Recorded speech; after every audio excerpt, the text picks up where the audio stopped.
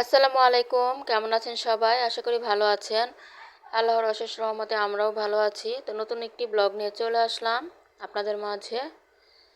তো সকালবেলা নাস্তা থেকে শুরু করলাম ভিডিওটা। তো এখানেই তো নাস্তা করে নিচ্ছি বসে বসে। তো সবার নাস্তা খাওয়া শেষ, এখন আমিও নাস্তাটা করে নিচ্ছি।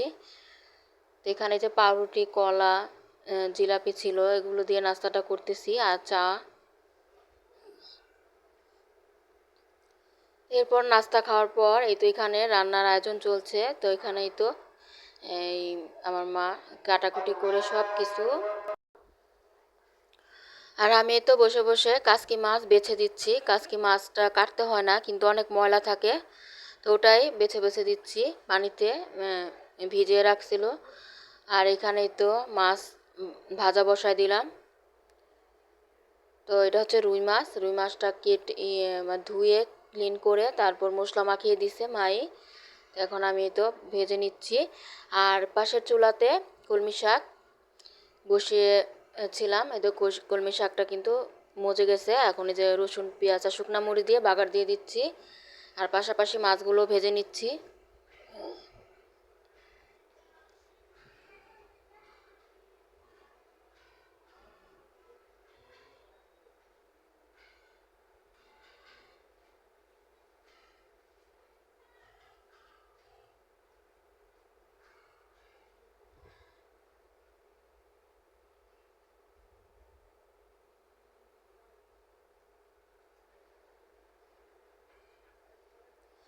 তো মাছটা ভাজা হলে তারপর তরকারিটা বসিয়ে দিব, আর শাকটা একটু ভাজা ভাজা করে নামিয়ে রাখবো।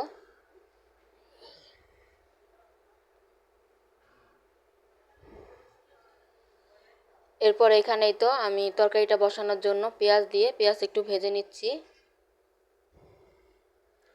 আর আমার মা নিচে বসে বসে এই তো কাসকির গুঁড়া ওটা হাতে মাখিয়ে বসাবে, তো হাতে মাখিয়ে দিচ্ছে।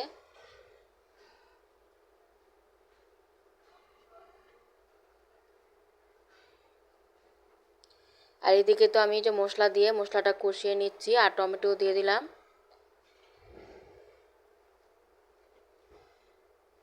আর গুঁড়া মাছটা হয়তো হাতে মাখিয়ে বসিয়ে দিছি। গুঁড়া মাছটাও কিন্তু বলক চলে আসছে।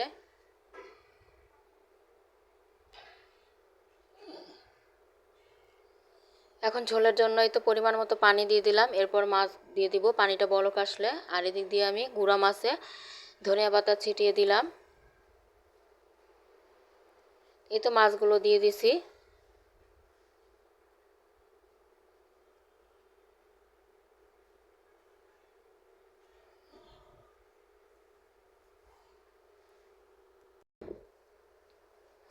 আর এখন এই তো ডিম সিদ্ধ বসালাম। তো আমার ভাইয়ের বোর জন্য, ওর জন্য পেঁপে দিয়ে ডিম আলাদা করে রান্না করা হবে। তো মুরগি তো প্রতিদিনই খায়, আজকে বলতেছে মুরগি খাবে না, এজন্য ওর জন্য ডিম রান্না করতেছি আলাদাভাবে। তো 7 দিন পর্যন্ত, তো 7 দিনের আগে তো এই মাছ খেতে পারবে না, মাংস আর ডিমই খেতে হবে। ওটা ডিমটা পেঁপে দিয়ে রান্না করব। আর এই তো গুঁড়া মাছটা নামিয়ে রাখলাম। আর এই তো মাছটাও কিন্তু প্রায় হয়ে যাচ্ছে। এখন এই যে ধনিয়া পাতা দিলাম আর ভাজা জিরার গুঁড়ো দিয়ে নামিয়ে ফেলছি। এরপরেই তো দুপুরের খাবারের জন্য বসে গেলাম। তো বিসমিল্লাহ বলে সবাই কিন্তু খাবারটা খেয়ে নিচ্ছি।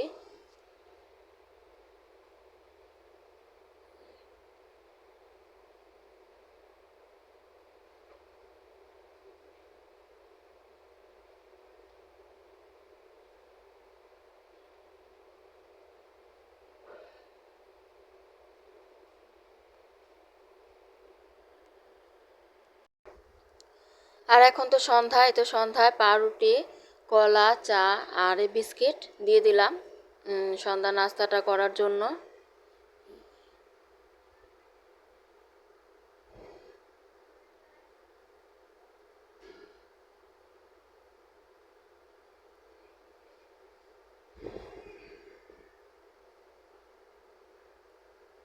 তো সবাই মিলে এখন চাটা খাবে।